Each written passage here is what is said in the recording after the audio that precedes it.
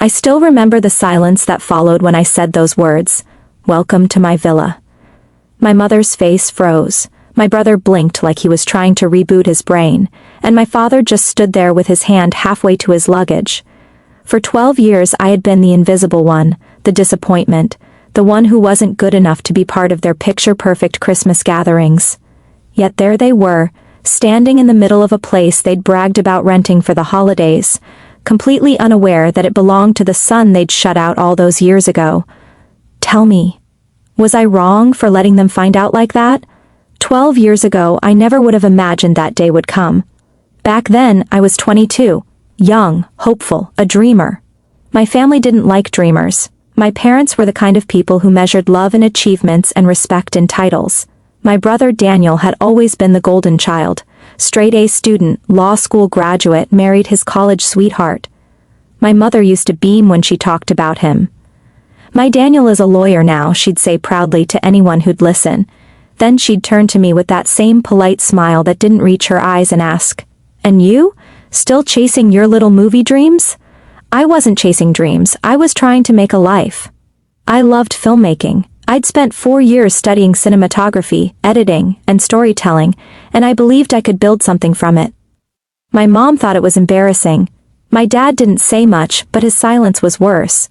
It was like he'd already decided I was a lost cause. That last Christmas before everything fell apart was painful. I came home with nothing to brag about, no new job, no fancy car, no engagement ring. Just me, a camera bag, and the weight of my family's disappointment. My mom decorated the house like always, sparkling garlands on the staircase, scented candles everywhere, a tree so perfect it looked fake. It was beautiful but cold, like every smile that night.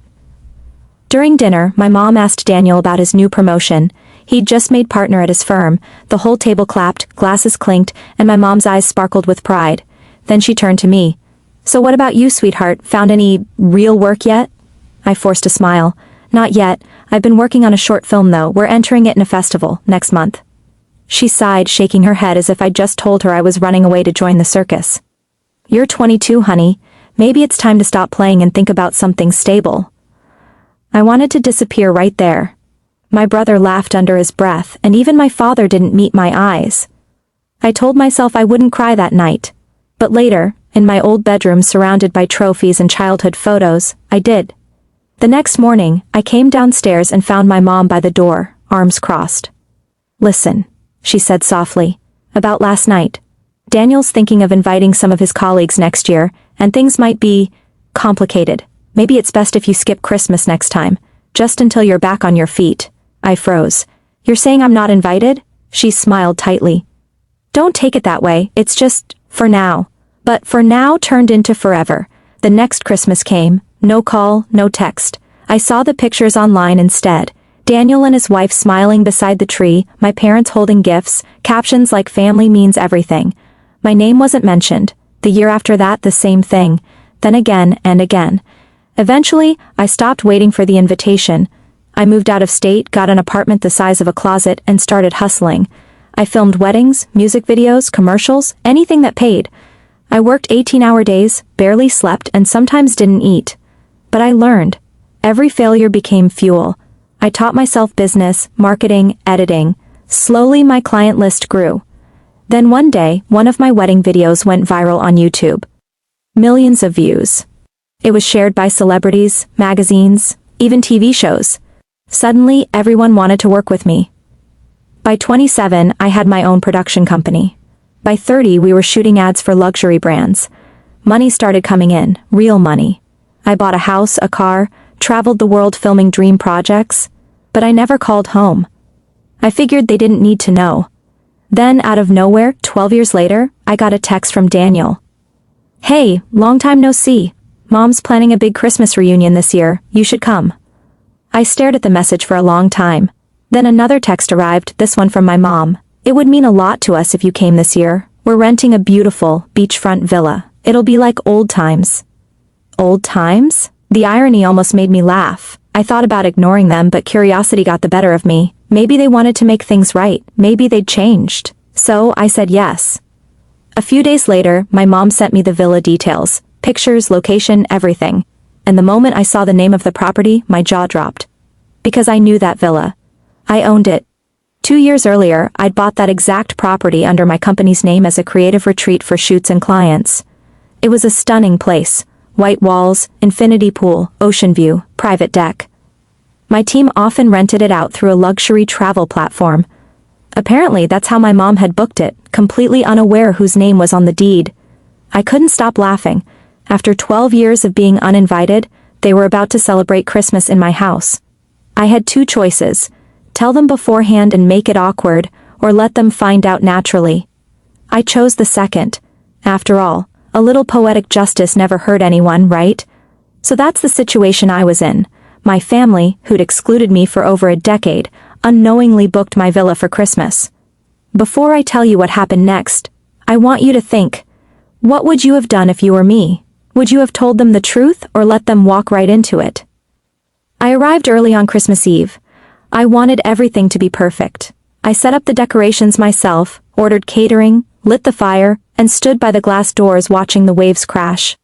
For a moment, I felt like I was in a movie, only this time I was the one in control of the story. A few hours later, I heard laughter and footsteps outside.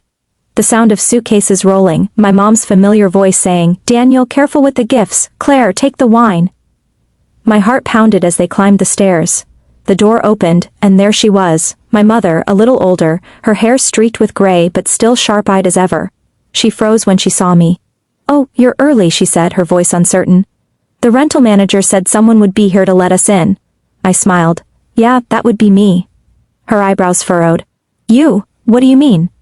I pulled the keys from my pocket and handed them to her. "Welcome to my villa." For a long, glorious moment, nobody spoke.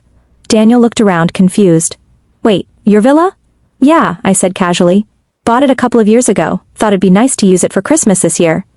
The silence that followed was golden. My mom blinked, her lips parted but no words came out. My dad cleared his throat.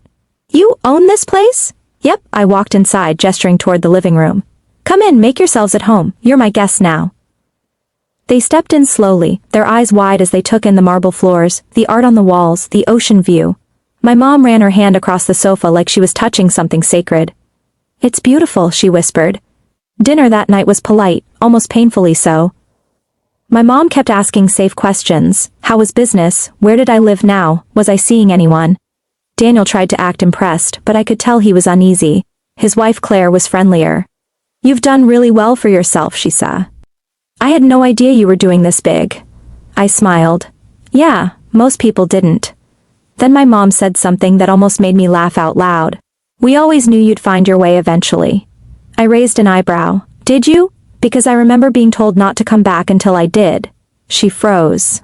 Daniel coughed into his drink. The room went still. Finally my father spoke. "We were wrong," he said quietly. "We thought we were helping you by pushing you to be practical. We didn't realize we were just pushing you away." My mom looked down at her plate. "I'm sorry," she whispered. "I was proud. I didn't know how to handle you chasing something I didn't understand. I wanted to be angry. I wanted to shout that I'd spent 12 Christmases alone because of them. But looking at her, older, smaller somehow, I just felt tired." "It's okay," I said. "You don't have to apologize. I just wanted you to see that I made it. Not your way, my way." She nodded slowly. "You did, and I'm proud of you." The next morning something incredible happened. I woke up to laughter, real laughter. My niece and nephew were playing on the patio. Daniel was cooking pancakes and my dad was helping. My mom was making coffee. She looked up and smiled when she saw me. "Morning. Coffee?" It felt normal. For the first time in years it felt like a real family moment. Not perfect, but human. We opened gifts, told stories, watched old home videos on the TV. At one point my mom even asked about my next film project. There was warmth in her voice I hadn't heard in years. That night, as we watched the sun set over the water, my dad put a hand on my shoulder. "You've built something amazing, son," he said. "I'm proud of you." I nodded. "Thanks, I just wish it didn't take all this for you to say that." He sighed. "I know." When they left the next morning, my mom hugged me tightly. "Thank you for inviting us," she said softly. "For giving us another chance." As their car disappeared down the road, I stood on the balcony, the sound of the ocean filling the air. For 12 years I'd carried the pain of being unwanted. But in that moment, I felt light.